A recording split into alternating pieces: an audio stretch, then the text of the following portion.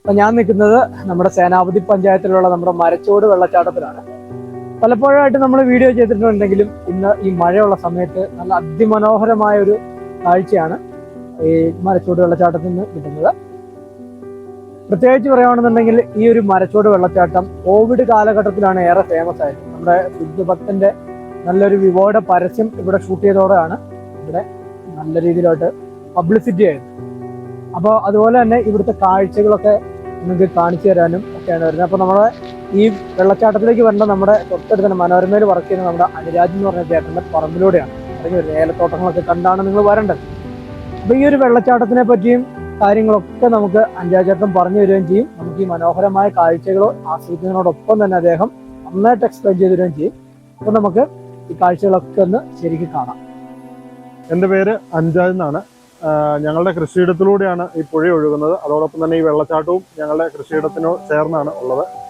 അപ്പോൾ ഇത് ഈ 2018-19 കാലത്ത് പ്രളയത്തിന് ശേഷം ഒരു കോവിഡ് ആരംഭിച്ചതിൻ്റെ സമയത്താണ് ഈ പ്രാദേശികമായിട്ട് കുറേ സഞ്ചാരികളൊക്കെ ഇവിടെ എത്താൻ തുടങ്ങിയത്. അതിനുശേഷം പിന്നീട് വിവോ 20 എന്ന് പറയുന്ന ഫോണിൻ്റെ ലോഞ്ചിങ് ഇവിടെ വെച്ചായിരുന്നു. യൂട്യൂബറായ വ്ളോഗറായ സുജിത് ഭക്തനായിരുന്നു ആ ലോഞ്ചിങ് നിർവഹിച്ചത്. അപ്പോൾ അദ്ദേഹത്തിൻ്റെ ഒരു പരസ്യം ഇവിടെ വെച്ച് ഷൂട്ട് ചെയ്തതിനു ശേഷം ഒരുപാട് അതറിഞ്ഞ് അത് കണ്ട് ഒരുപാട് സഞ്ചാരികൾ എത്താൻ തുടങ്ങി. പിന്നെ കുമാരി എന്ന് പറയുന്ന ഒരു സിനിമയുടെ ആദ്യത്തെ ഒരു സീൻ വരുന്നത് ഇവിടെയാണ്.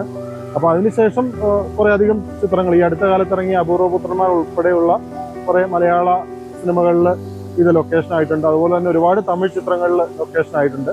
പിന്നെ ആൽബങ്ങൾ, പിന്നെ സിനിമാ താരങ്ങളായ അനൂപ് മേനോന്, സാന്ദ്ര തോമസ്, അതോടൊപ്പം തന്നെ ഗോവിന്ദ് പത്മസൂര്യ അവരൊക്കെ ഇവിടെ വന്ന് അവരുടെ വ്ളോഗൊക്കെ ചെയ്തിട്ടുണ്ട്.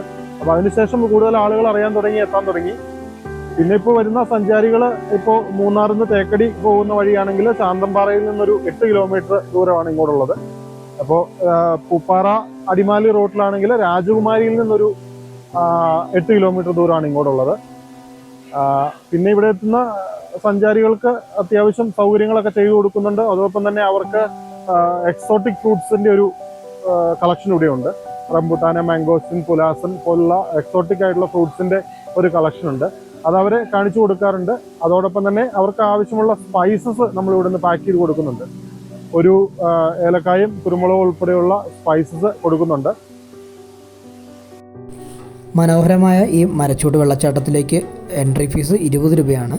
അപ്പോൾ ഈ മനോഹര കാഴ്ചകളും അതുപോലെ തന്നെ ഏറ്റവും സേഫായിട്ടുള്ള ഈ വെള്ളച്ചാട്ടത്തിൽ നിങ്ങൾക്ക് വന്ന് കുളിക്കാം. ആവോളം നിങ്ങൾക്ക് ഇവിടെ നിന്ന് ടൈം സ്പെൻഡ് ചെയ്യാം. നിറയെ ടൂറിസ്റ്റുകളാണ് വരുന്നത്. അപ്പോൾ ഈ മഴ സീസൺ ആയതുകൊണ്ട് തന്നെ നിറയെ വെള്ളമുണ്ട്, നല്ല തണുപ്പുമുണ്ട്. അപ്പോൾ ഈ മഴക്കാഴ്ചകളൊക്കെ മാക്സിമം ആസ്വദിക്കുക. ഇപ്പോൾ മരച്ചൂട് വെള്ളച്ചാട്ടം ഇത്രയേറെ ഭംഗിയായിട്ടാണ് നിൽക്കുന്നത്.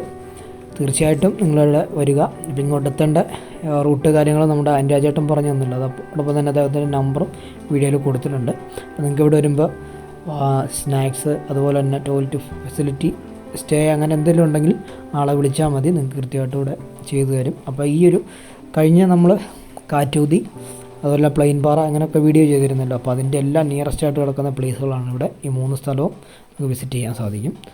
അപ്പോൾ നമുക്ക് വീണ്ടും അടുത്ത നല്ലൊരു വീഡിയോയിൽ കാണാം. ഇനിയും ഇതുപോലുള്ള ചെറിയ ചെറിയ സ്പോട്ടുകൾ നിങ്ങളെ ഇടുക്കിയിൽ നിന്ന് പരിചയപ്പെടുന്നതായിരിക്കും.